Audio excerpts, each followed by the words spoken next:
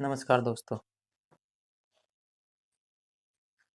देखिए, आज हम जो है अपनी जो मैथ की 10th क्लास की इम्पोर्टेंट सीरीज चल रही है 2025 के लिए, उसका सेकंड पार्ट लेके आए हैं। फर्स्ट पार्ट मैंने करा दिया, उसमें मैंने 5 क्वेश्चन कराए हैं, ठीक है। उस वीडियो का लिंक आपको इस वीडियो के डिस्क्रिप्शन में मिल जाएगा, ठीक है। तो उस वीडियो में 5 क्वेश्चन कराए थे, और इस वीडियो का जो पहला क्वेश्चन है, मोस्ट इम्पोर्टेंट क्वेश्चन है। ये भी जो आपका आता है लगभग 3 नंबर का आता है। सारे में इंक हो गई। देखो, ये जो आपका है 3 नंबर में क्वेश्चन लगभग आता है। क्वेश्चन ने कहा है, आपको एक बहुपद दे रखा है और कहा है कि इसके मूल ज्ञात कीजिए। देखो, इसके मूल ज्ञात करने के लिए कहे तब भी सेम काम करना है, इसके शून्यांक ज्ञात करने के लिए कहे तब भी सेम काम करना है, अल्फा बीटा ज्ञात करने के लिए कहे तब भी सेम काम करना है। देखो, सबसे पहले इस क्वेश्चन के हम क्या करेंगे, इसके फैक्टर कर लेंगे, यानी इसके गुणनखंड करेंगे। तो आपको पता होगा गुणनखंड करने का तरीका क्या है, कि जो हमारा अचर पद होता है उसकी मल्टीप्लाई जो स्क्वायर वाला एक्स स्क्वायर वाले पद का जो गुणांक होता है उससे करने पर हम करते हैं। तो इसके अगर गुना करेंगे तो कितना आ जाएगा, 3 की 3 से हो जाएगी, तो यहाँ पर 3 आएगा और 8 3 24, यानी ये हमारा कितना आएगा, तो ये हमारा आएगा 24। तो यहाँ पर हम एज्यूम करेंगे 24 गुना करके 24 लाना है, जोड़कर और जोड़ या घटाकर हमें कितना लाना, माइनस के 11। तो अगर देखते हैं तो हमारा हो जाएगा 8 3 24। अगर मैं इनको जोड़ता हूँ तो कितना आता है मेरा, 11। माइनस के करता हूँ तो कितना आ जाएगा, 11। तो देखो, इसको सोल्व करने का तरीका सिंपल है। कितना लाना है, तो ये हो जाएगा 8x minus 3x plus 8 is equal to 11। ठीक है, बीच वाले पद को कैसे तोड़ दिया हमने, जोड़ेंगे तो यही वाला बन जाएगा। इस तरीके से गुणनखंड हो गए, ठीक है। तो आप देख लो इसमें कॉमन क्या आ रहा है। देखो, x इधर है कॉमन है, इधर भी कॉमन, दोनों में x है तो x कॉमन आ जाएगा, क्योंकि 3 तो √3 तो आएगा नहीं। तो √3x बचेगा यहाँ पर, और माइनस के 8 बचेगा, माइनस। ठीक है, यहाँ से माइनस कॉमन लेंगे, माइनस कॉमन लेंगे, और क्या है यहाँ पर, √3 क्या है, कॉमन है, तो √3 कॉमन आ जाएगा। देखो, √3 कॉमन ऐसे है, जो ये 3 लिखा हुआ है इसको हम लिख सकते हैं √3 इंटू √3 इंटू x।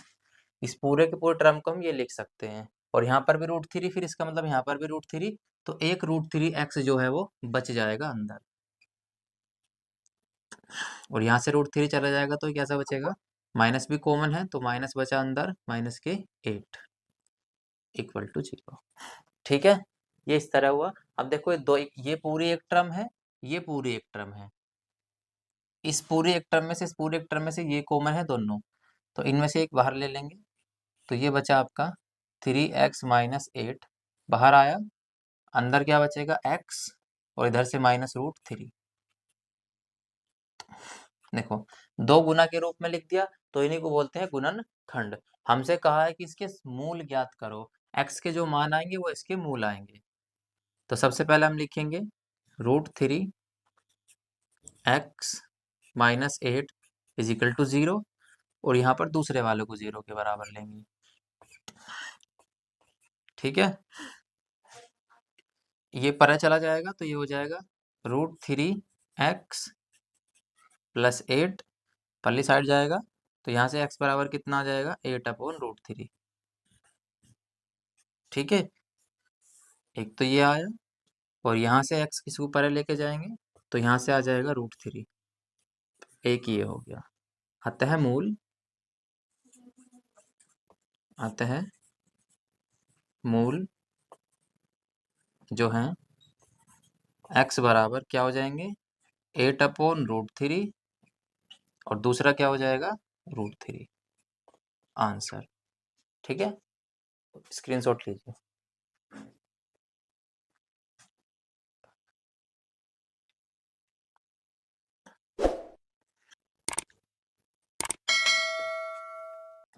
देखिए, ये आपका इस क्लास का क्वेश्चन नंबर 2 है। क्वेश्चन नंबर 2 जो हमने फर्स्ट क्वेश्चन कराया है, देखो यहाँ पर भी मूलों की चर्चा है, उसमें हमसे मूल निकालने के लिए कहा था, और यहाँ पर हमसे कहा है कि इस बहुपद के मूलों के व्युत्क्रम का योगफल ज्ञात कीजिए। आपको पता है मूलों को हम क्या बोलते हैं, अल्फा बीटा। उसका हमें उल्टे का योग ज्ञात करना है। मतलब उसको जैसे कि देखो, माना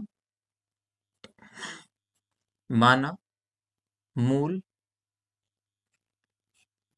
देखो अगर यहाँ पर पावर 2 है तो हम मूल को भी कितना मानेंगे, 2, अल्फा और बीटा।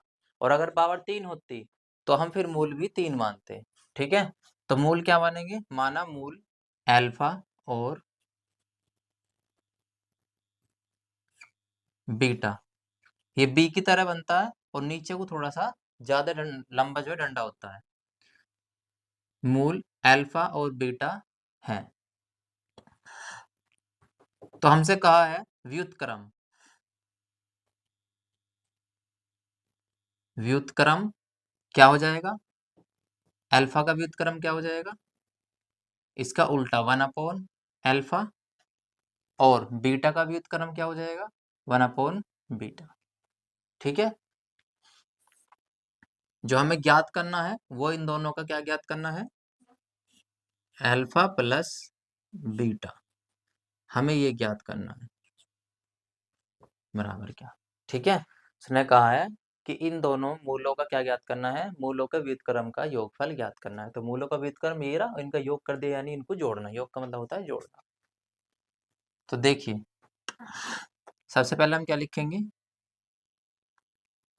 मूलों का योगफल, जो कि आपको पता है, मूलों का योगफल, योगफल क्या होता है, मूलों का योगफल -b/a। तो मूल कौन कौन से हैं, alpha plus beta, alpha plus beta किसके बराबर हो जाएगा, b-b/a। b हमारा ये होता है, देखो a तो हमारा होता है एक्स स्क्वायर का गुणांक, b हमारा होता है x का गुणांक, और c हमारा होता है कांस्टेंट टर्म लास्ट वाला। तो a जो होगा यहाँ पर क्या हो जाएगा, ये एक्स स्क्वायर का गुणांक कितना है, 1। ठीक है, b क्या हो जाएगा, ये हो जाएगा आपका b, ये हो जाएगा आपका a, और ये हो जाएगा आपका c। ठीक है, तो b कितना है हमारा, तो माइनस b कितना है, तो भैया -7 अपॉन कितना है ये 1, ये तो है क्या 1। तो इसको सॉल्व करेंगे तो ये अल्फा प्लस बीटा बराबर कितना आ जाएगा 7। ठीक है, अल्फा प्लस बीटा कितना आ गया 7। तो इसको क्या कर देंगे, समीकरण नंबर 1। अब बात करते हैं किसकी, क्वेश्चन नंबर, सॉरी हाँ ठीक है, अब इनकी करते हैं कि मूलों का योगफल के बाद क्या आता है, गुणनफल, गुणनफल, मूलों का गुणनफल होता है आपका c/a। ठीक है, तो गुणनफल करेंगे अल्फा इंटू बीटा। ठीक है, ये गुना हो गई, और c का मान कितना है, तो 12, a का मान कितना है, तो 1। तो अल्फा इंटू बीटा बराबर कितना हो जाएगा, 12। समीकरण नंबर हो गई 2। ठीक है, समीकरण 1 को समीकरण 2 से भाग कर लो। ठीक है, लिखो समीकरण 1 डिवाइड बाय 2 से। ठीक है, तो समीकरण 1 कौन सी हो जाएगी हमारी, अल्फा प्लस बीटा, और ये क्या है, अल्फा इंटू बीटा, डिवाइड कर दिया, बराबर क्या हो जाएगा हमारा, ये 7/12, क्योंकि पहले को डिवाइड करना है दूसरी से। ठीक है, तो इसको इसके नीचे अलग लिख लेंगे, इसके नीचे अलग लिख लेंगे अल्फा इंटू बीटा, प्लस इसके नीचे अलग लिख लेंगे अल्फा इंटू बीटा बराबर 7/12। देखो अल्फा से अल्फा खत्म, बीटा से बीटा खत्म, तो यहाँ पर आ जाएगा 1/बीटा प्लस 1/अल्फा बराबर 7 से तो कटेगा नहीं 12।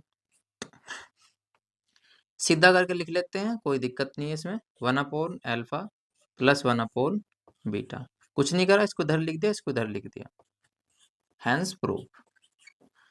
इसका व्युत्क्रम पूछा था, इसी का मान पूछा था किसके बराबर है, तो ये हमारा आंसर है।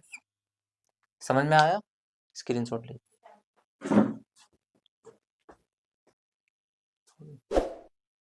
देखिए, तो अब क्वेश्चन नंबर 3 देखते हैं। क्वेश्चन नंबर 3 ने कहा है कि दो धनात्मक सम संख्याओं का योग कितना है, 244 है, तो संख्याएं ज्ञात करो। देखो आपको ध्यान कहाँ देना है, ध्यान देना है कि दो धनात्मक संख्याएं होनी चाहिए। पहली बात तो वे धनात्मक हो और वे कैसी हो, सम हो। ठीक है, इन दोनों पॉइंट पे ध्यान देना है कि संख्या धनात्मक भी हो यानी वो प्लस की भी हो और कैसी हो, वो सम भी हो। ठीक है, तो पहली बात तो ये कि जो सम संख्याएं होती हैं धनात्मक, तो देखो ये जो हमारी धनात्मक संख्याएं होती है, मान के चलो ये होती है 2, 4, 6, 8, 10, 12, 14, 16, इस तरह से होती है हमारी धनात्मक सम संख्याएं। क्लियर है, क्योंकि देखो ये प्लस की भी है और प्लस की है तो धनात्मक है और सम भी है, क्योंकि सारे की सारी 2 से क्या है, डिविजिबल है, यानी सारे की सारी 2 से कटने वाली है पूरी की पूरी। तो ये हमारी धनात्मक भी है और सम भी है। अब इसमें पैटर्न क्या चलता है वो चेक करते हैं। देखो पहली संख्या में अगर हम एक संख्या जोड़ देते हैं, मतलब समझो पहली संख्या में अगर हम 2 जोड़ दें तो हमें दूसरे वाला अगला धनात्मक नंबर मिल रहा है। यानी अगर मैं इसमें भी 2 जोड़ दूं तो मुझे अगला धनात्मक नंबर मिल रहा है जो कि कैसा है, सम। इसमें अगर मैं 2 जोड़ दूं तो भी मुझे अगला धनात्मक नंबर मिल रहा है। इसमें अभी 2 जोड़ेंगे तो भी अगला धनात्मक नंबर मिल रहा है। कहने का सेंस ये है कि आप कोई भी एक धनात्मक संख्या एज्यूम कर लो और उससे अगली क्या संख्या होगी उसमें 2 जोड़ दो, है कि नहीं। जैसे मैंने कहा पहली धनात्मक संख्या x है तो दूसरी क्या होगी, x+2। सिंपल है, ठीक है ना। तो कुछ यही कंसेप्ट लगाना, क्योंकि उसने कहा कर्मागत, इस चीज को ध्यान रखना, कर्मागत वे संख्या क्या होनी चाहिए, कर्मागत। कर्मागत का मतलब अगर पहले आप ये ले रहे हो ना तो दूसरी ये ले हुए, दूसरी ये ना लेने के हो, तो वो कर्मागत लेनी है। तो समझे, तो कर्मागत के लिए तो हम इस पैटर्न को फॉलो कर लेंगे, क्योंकि अगर पहले हमने x मान ली तो इसकी जस्ट बाद सम धनात्मक संख्या कौन सी आएगी, इसमें x+2 कर देंगे। देख लो, सपोज करो अगर हमने ये वाली मान ली 8, है ना, 8 हमने मान लिया x है तो इसमें 2 जोड़ने पर हमें कौन सी मिल जाएगी, अगली। तो हम मान रहे हैं कि जो हमारा 8 है वो x है, तो अगली हमें क्या मिल जाएगी, ये। समझ रहे हो, यानी पिछली संख्या में अगर हम 2 जोड़ते हैं तो हमें उससे जस्ट अगली धनात्मक सम संख्या मिल जाती है।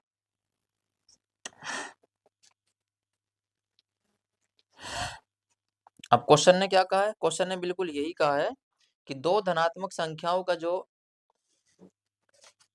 दो धनात्मक सम दो क्रमागत धनात्मक सम संख्याओं का जो योग है वो 244 है। मान लो, माना पहली धनात्मक पहली धना पहली पहली धनात्मक सम संख्या क्या हो जाएगी, x। ठीक है, माना इसलिए इसलिए दूसरी क्रमागत क्रमागत सम संख्या हो जाएगी x+2।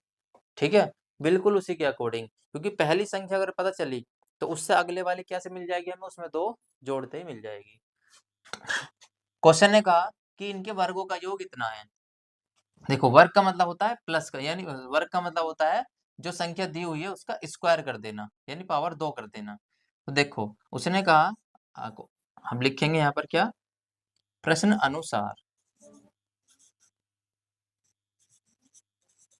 प्रश्न अनुसार, प्रश्न अनुसार क्या है कि पहली संख्या और यहाँ पे लिख देता हूं, पहली संख्या और दूसरी संख्या का वर्ग का योग बराबर किसके है, 244 के। बात समझ गए होंगे। अब इसको सोल्व कर लो,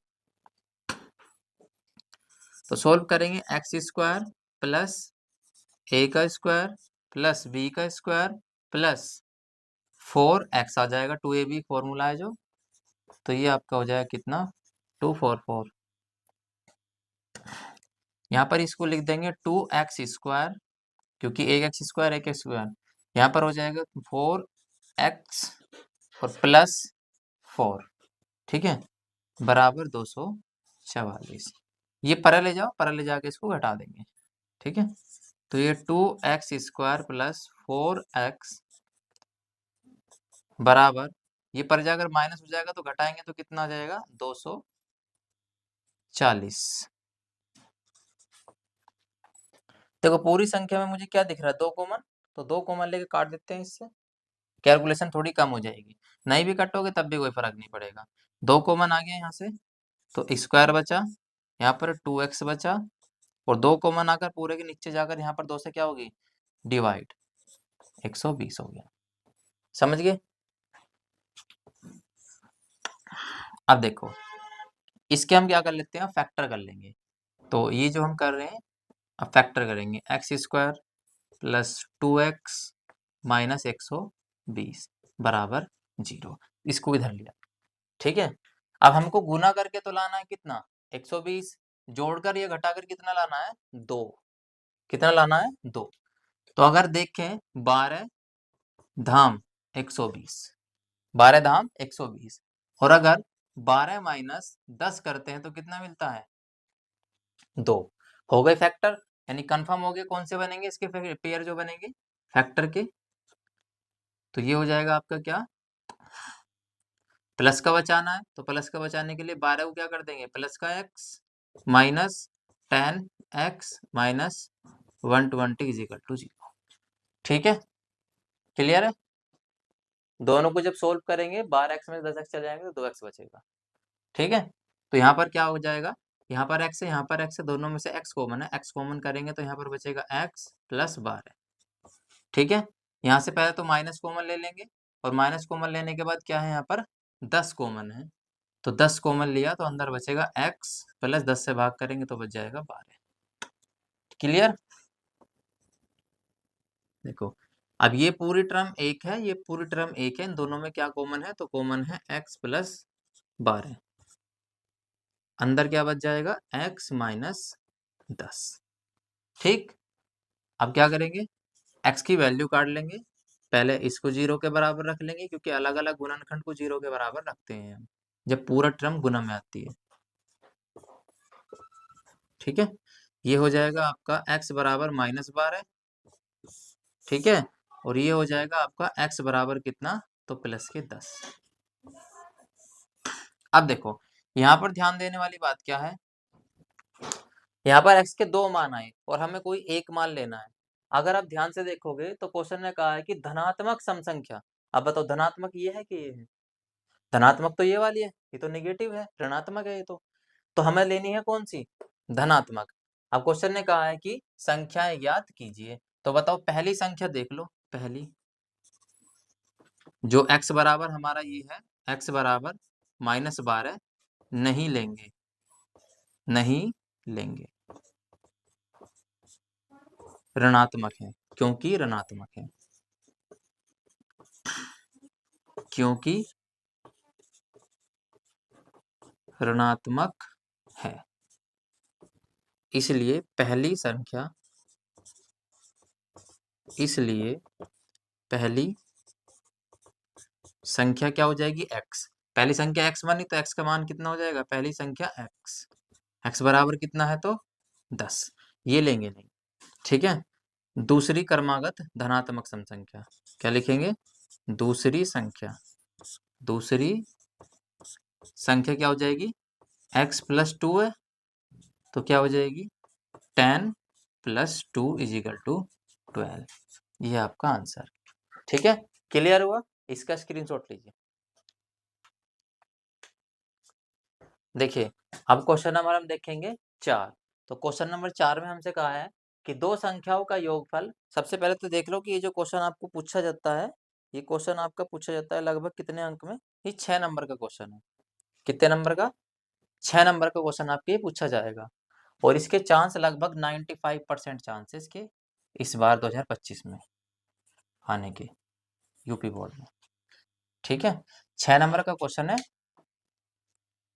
तो ध्यान से समझेंगे, ज्यादा हार्ड नहीं है, इजी क्वेश्चन है। कहा है कि दो संख्याओं का योगफल कितना है 8, यानी किसी दो संख्या को पकड़ो उन्हें जोड़ो तो क्या आना चाहिए 8, उनके व्युत्क्रमों का योगफल 8/15 आना चाहिए, यानी जिनका योगफल 8 आया है ना उन्हीं संख्याओं को दोबारा से पकड़ो और उनको फिर क्या करो, उनको उल्टा कर दो, उल्टा करके जोड़ो 8/15 आना चाहिए उन्हीं संख्याओं से।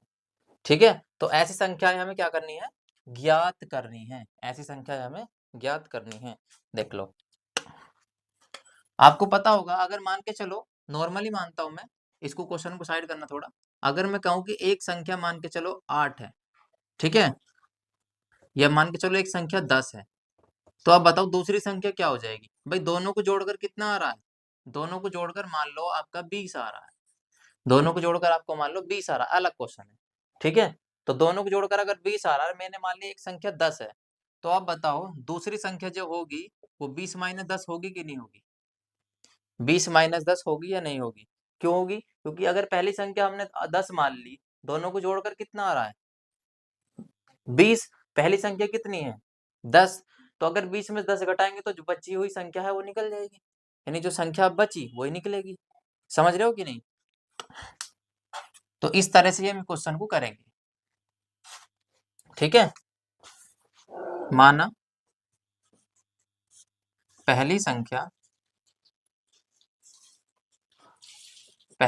बराबर x।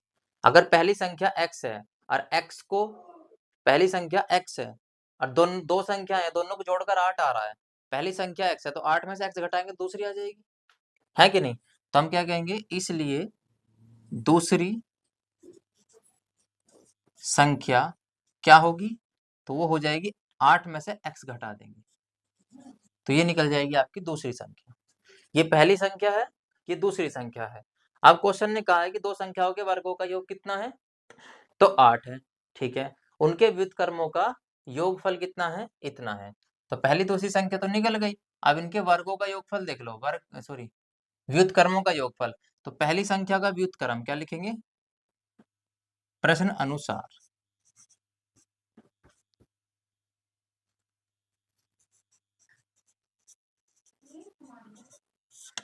प्रश्न अनुसार क्या है कि पहली संख्या का व्युत्क्रम ये हो गया और दूसरी संख्या का व्युत्क्रम कितना हो जाएगा, दूसरी संख्या का व्युत्क्रम हो जाएगा आपका ये, और दोनों का योगफल कितना कहा है, तो योगफल किसके बराबर कहा है, 8/15 के।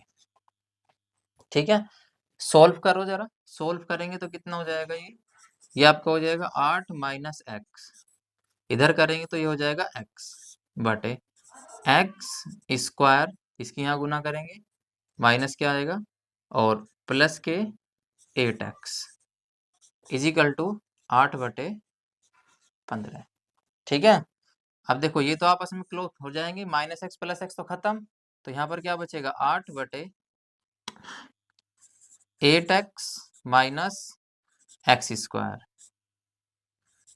Is equal to 8/15। यहाँ पर अगर इसको इधर लेके जाओगे, इसको इधर लेके जाओगे, तो यानी ये कितना हो जाएगा 15 अट्ठे 120, है ना, और ये हो जाएगा 8 8 64x और माइनस 8x, यही आएगा। इसकी यहाँ पर करेंगे, देखो इसकी तो यहाँ पर हो गई, अब बराबर इसकी यहाँ पर हो जाएगी और इसकी यहाँ पर हो जाएगी। ठीक है, देखो ये है कितना, एक सेकेंड, ये वाला तो गड़बड़ हो जाएगी, इसमें इसकी कर दी तो ये आया, इसमें करेंगे तो आपका ये स्क्वायर आएगा। ठीक है, क्योंकि देखो इसमें करेंगे तो ये आया और इसमें करेंगे तो एक्स स्क्वायर आएगा। ठीक है, तो ये आपका कौन सा हो गया, ये हो जाएगा आपका 8x स्क्वायर प्लस इतना x और बराबर 120। पूरे में 8 कॉमन है, 8 कॉमन लेकर डिवाइड कर दो, कैलकुलेशन में आसानी के लिए कर भी सकते हो कर भी नहीं सकते, उससे कोई प्रॉब्लम नहीं है। ठीक है, तो यहाँ पर लिखेंगे डिवाइड करने के बाद x square plus 8x is equal to 8 से करेंगे तो कितना आ जाएगा ये 8 एकम 8, 4 बचेंगे, 8 पंजे 40, ये आपका आ गया 15। ठीक है, सोल्व कर लो, इसको इधर ले आओ और इसकी करेंगे फिर फैक्टर, 15 बराबर 0। ठीक है, देखो गुना करके 15 लाना है, जोड़कर या घटाकर कितना लाना है, हमें 8 लाना है। 3 पंजे 15 और 3 प्लस 5 8 हो जाएगा, तो यानी फैक्टर कितने निकल गए, 3 5 दिया 15, जोड़ेंगे तो 8 आ जाएगा और घटाएंगे गुना करेंगे तो 15 आ जाएगा। ठीक है, गुना कर, अब इसमें क्या कर लो, कॉमन है कितना, एक्स, एक्स कॉमन है तो अंदर बचेगा एक्स प्लस 5 प्लस 3 कॉमन है यहाँ से। एक सेकेंड, कुछ तो गड़बड़ हुई है, पॉज करना भाई जरा। देखो x कॉमन आ जाएगा तो x कॉमन ले लो, तो अंदर बचेगा x माइनस 5, ठीक है, और यहाँ से माइनस और 3 कॉमन है तो माइनस के 3 कॉमन है, तो अंदर बचेगा कितना, x, और 3 से भाग कर देंगे तो माइनस 3 पंजे 15 बराबर 0। थोड़ा सॉल्व कर लेंगे इसको तो ये हो जाएगा। देखो इसमें ये वाला पूरा का पूरी टर्म एक है, ये टर्म एक है, दोनों में से क्या कॉमन है, तो कॉमन है x माइनस 5, अंदर क्या बचेगा, x माइनस 3।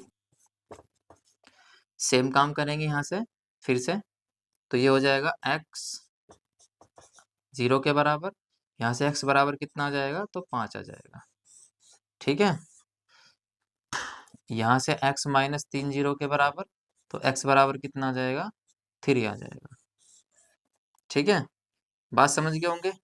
अब हमसे क्वेश्चन ने कहा है क्या, कि वे संख्याएं ज्ञात करो, ठीक है। अब एक बात बताना, जब x बराबर अगर हम 5 ले रहे हैं, जब x बराबर 5 ले रहे हैं तो y बराबर कितना हो जाएगा। अब कहोगे y कहाँ से आया, ये जो दूसरी संख्या है इसको हम क्या मान रहे हैं, y, ठीक है, समझे, जो दूसरी संख्या ये है इसको हम y के बराबर मान रहे हैं, ठीक है ना। तो दूसरी संख्या जब x बराबर 5 है, तो x बराबर 5 है तो y बराबर कितना हो जाएगा, x बराबर 5, इस इसलिए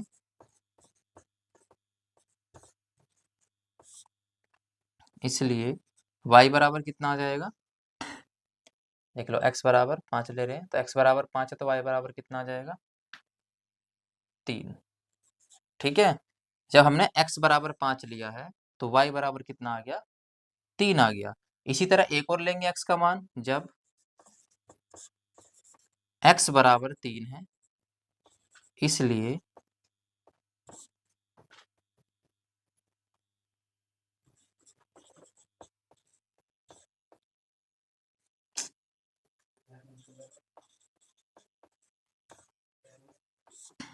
इसलिए y बराबर कितना आ जाएगा, तो x बराबर कितना, 3, यहाँ पर x बराबर 3 रखेंगे तो y बराबर कितना आ जाएगा इस बार, 5। पूछा है भी संख्याएं क्या है, तो लिखेंगे अतः संख्या, अतः संख्याएं, तो देखो एक संख्या तो 5 होगी और एक संख्या क्या हो जाएगी, तो अतः संख्याएं 5 और 3 तथा दूसरी वाली क्या बनेगी, 3 और 5, 3 और 5, राइट आंसर, ठीक है। स्क्रीनशॉट लीजिए इस पूरे क्वेश्चन का, और ये क्वेश्चन आपका 6 मार्क में पूछा जाता है।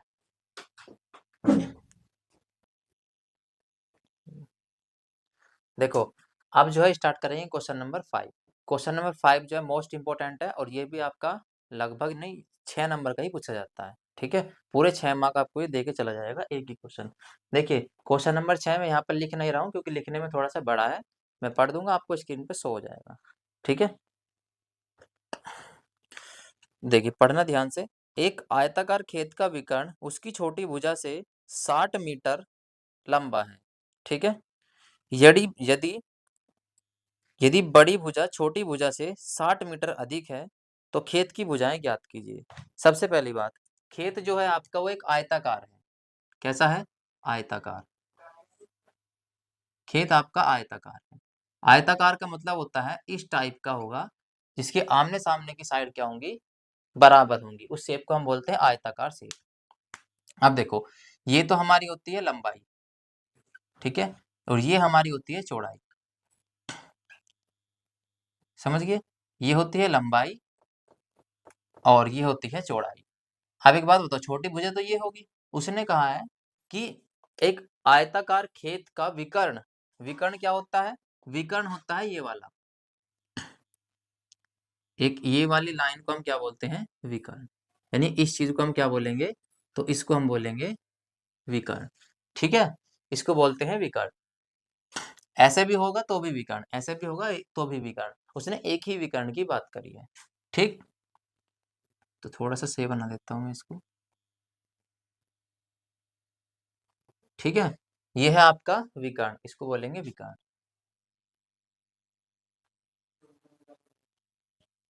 विकर्ण, ठीक। उसने कहा एक आयताकार खेत की जो लंबाई है, सॉरी, एक आयताकार खेत का विकर्ण उसकी छोटी भुजा से 60 अधिक है, ठीक है।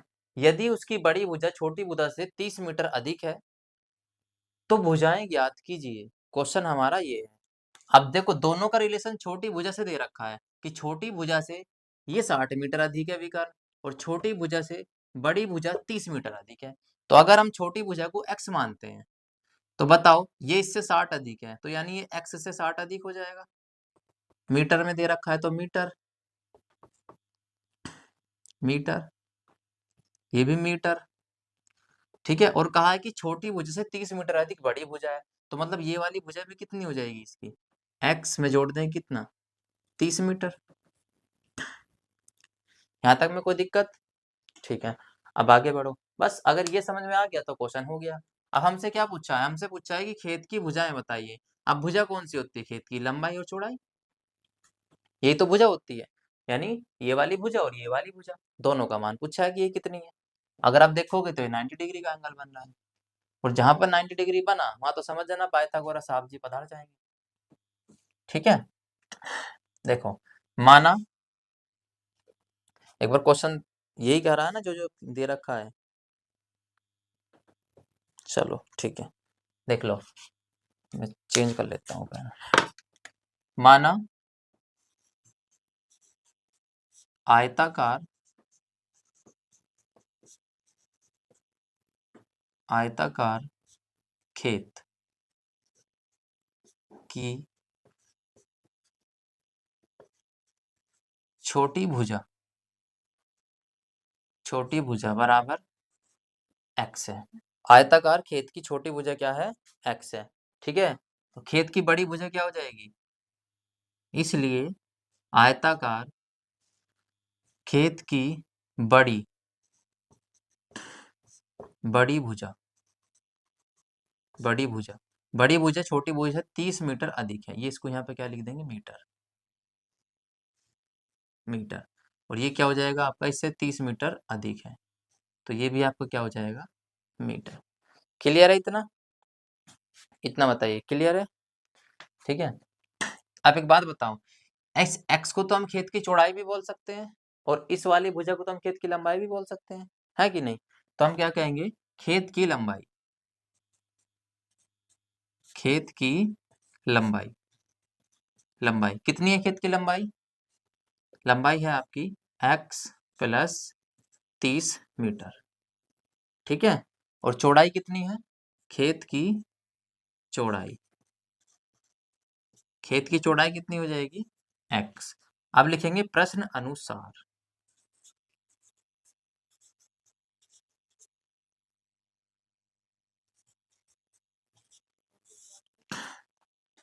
देखो प्रश्न अनुसार क्या कहा गया है, प्रश्न ने कहा है कि जो विकर्ण है, विकर्ण, विकर्ण छोटी भुजा से 60 मीटर अधिक है। प्रश्न अनुसार विकर्ण, विकर्ण क्या हो जाएगा, छोटी भुजा से 60 मीटर अधिक है विकर्ण, ठीक है। तो ये हो जाएगा आपका इतना, क्लियर।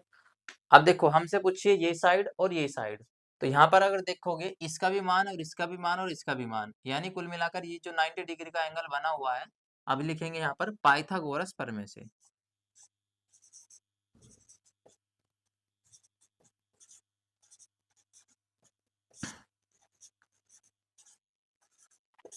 प्रमेय से। पाइथागोरस प्रमेय क्या होती है, अगर आपको कोई भी राइट एंगल ट्रायंगल मिलता है जो कि बिल्कुल सेम इसकी शेप का ये है, तो राइट एंगल ट्रायंगल में क्या होता है कि अगर ये ए है, ये बी है, ये सी है, तो इसको हम बोलते हैं विकर्ण, ठीक है, विकर्ण। तो जो विकर्ण यानी विकर्ण का जो स्क्वायर होता है, विकर्ण का स्क्वायर जो होता है वो इसके आधार के स्क्वायर के प्लस इसके स्क्वायर के, यानी किसके, ए बी के स्क्वायर के, ए सी के, सॉरी, ए सी के स्क्वायर के प्लस सी बी के स्क्वायर के बराबर के सम के बराबर होता है। समझ गए। तो बिल्कुल ही इसी तरह करना है। अब देखो जरा, पाइथागोरस प्रमेय से क्या हो जाएगा, ये वाला क्या है विकर्ण, यानी विकर्ण का क्या करेंगे स्क्वायर, तो ये हो जाएगा x इसका स्क्वायर बराबर होगा इसके, यानी आधार के बोले तो x प्लस 3 प्लस उसका स्क्वायर। क्लियर हुआ इसके अकॉर्डिंग, ठीक है। इसका फॉर्मूला खोलेंगे तो फॉर्मूला खुलेगा a का स्क्वायर प्लस b का स्क्वायर जो कि कितना आने वाला है 3600 प्लस 2ab यानी 120x 2ab, ठीक है। यहाँ पर करेंगे तो कितना हो जाएगा बराबर a का स्क्वायर प्लस b का स्क्वायर यानी 900 प्लस 2 बोले तो कितना हो जाएगा ये 60x, और इस फॉर्मूला तो इस खोलने की जरूरत नहीं। ठीक है, क्लियर है। यहाँ पर अगर देखोगे तो इस एक्स स्क्वायर से ये वाला एक्स स्क्वायर खत्म, क्योंकि ये इधर आकर कैसा हो जाएगा माइनस का, ठीक है। इधर आकर हो जाएगा माइनस का, इसको इधर लेके आ जाते हैं और इसको भी इधर ही लेके आ जाते हैं, ठीक है ना। तो इसको ले आओ कहाँ पर इधर, तो ये हो जाएगा आपका 3600 ठीक, 3600 और ये वाला इधर आ जाएगा तो कैसा हो जाएगा माइनस का 900, ठीक है। और ये वाला कितना हो जाएगा अब, ये वाला भी इधर आ जाएगा तो ये प्लस 12 120 है ये इधर हो जाएगा माइनस के 60x, ठीक है। ये सारे के सारे लगभग हो गए, इसको भी क्यों छोड़ते हैं पर इधर ही ले आओ बराबर 0, ठीक। देखो इसको रब कर देता हूं मैं, इसके बाद बताते हैं। देखो इन दोनों को माइनस करेंगे तो 9 चौक होता है 36, 9 तिया होता है 27, तो यानी हमारा कितना बच जाएगा प्लस के 2700, ठीक है। तो ये वाला कितना हो जाएगा 60 60 120 होता है तो प्लस के कितने बच जाएंगे 60x, ठीक। और ये माइनस के x as it is x square as it is रहेगा, ठीक है। इसको थोड़ा सा सिंप्लीफाई करके देखो बराबर 0 है, पूरे में से माइनस कॉमन लो और 0 की साइड बुझा दो 0 हो जाएगा, ठीक है। तो ये आपका क्या बन जाएगा x square plus 60x minus, एक सेकेंड, माइनस कॉमन लिया है ना तो ये भी क्या हो जाएगा माइनस, ठीक है। और यहाँ से माइनस कॉमन आया तो ये भी क्या हो जाएगा आपका 2700 भी कैसा हो जाएगा बराबर 0। अब इसका सेम काम करना है हमें, इसके फैक्टर करने हैं, ठीक है। तो फैक्टर करते हैं चलो। फैक्टर अगर देखते हैं तो 3 नीम होता है 27, कितना होता है 3 नीम होता है 27, ठीक है। कुछ गलती तो नहीं है, पोस्ट करने जरा,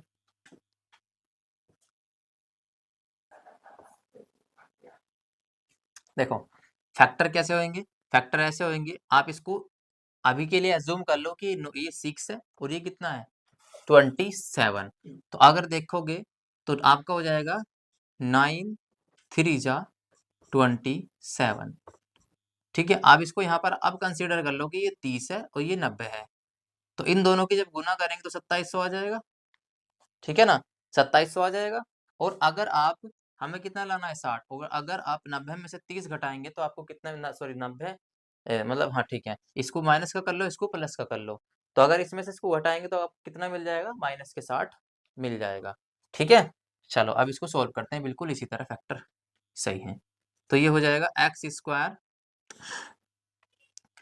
माइनस के 90x, ठीक है, और प्लस के कितना हो जाएगा 30x और माइनस के हो जाएगा 2700, क्लियर। यहाँ से आपका x कॉमन है तो x कॉमन आ जाएगा माइनस के 90, ठीक। यहाँ से आपका कितना कॉमन है तो यहाँ से आपका आ रहा है 30 कॉमन, 30 कॉमन है तो अंदर बचेगा x माइनस 9, ठीक है 10, ठीक है। यहाँ पर अंदर बच जाएगा आपका 90, देखो 90 ऐसा बचेगा, 2700 को जब आप भाग करोगे 30 से तो एक जीरो से एक जीरो खत्म हो जाएगी और 3 से 9 बार में और एक जीरो ये वाली, ठीक है ना।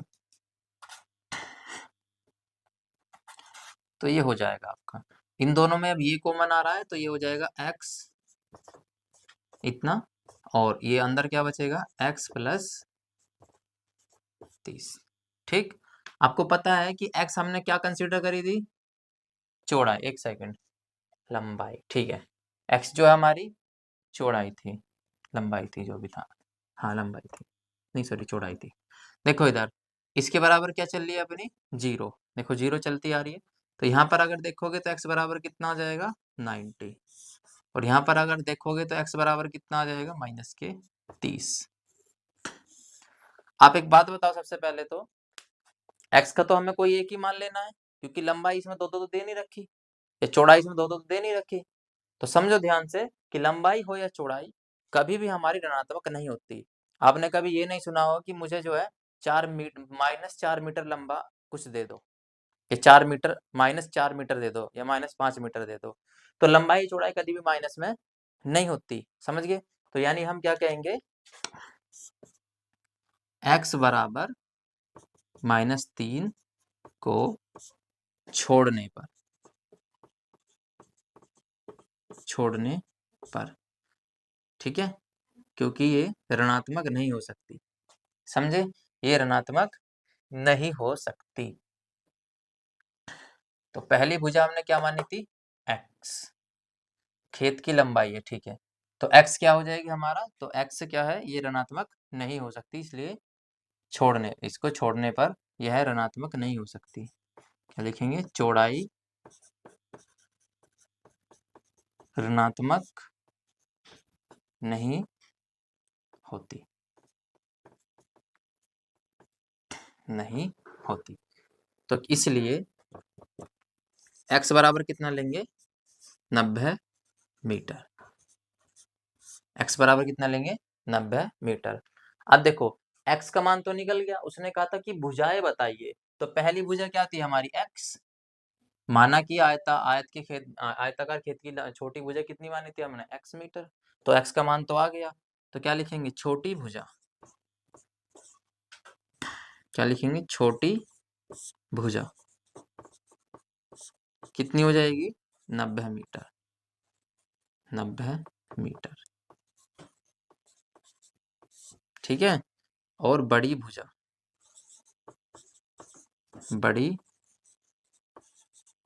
बड़ी भुजा इससे 30 मीटर क्या थी, अधिक थी, तो x प्लस 30 मीटर बराबर कितनी हो जाएगी 90 प्लस 30 बराबर कितनी हो जाएगी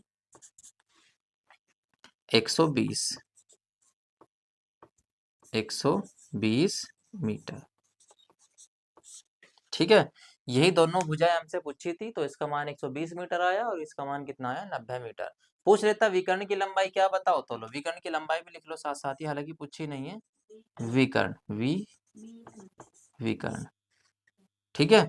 तो विकर्ण की जो लंबाई होगी वो कितनी हो जाएगी, विकर्ण की लंबाई छोटी भुजा से 60 अधिक है, तो ये आपका हो जाएगा x प्लस 60 बराबर कितना हो जाएगा 90 प्लस 60 बराबर 150 मीटर, सही, ठीक है।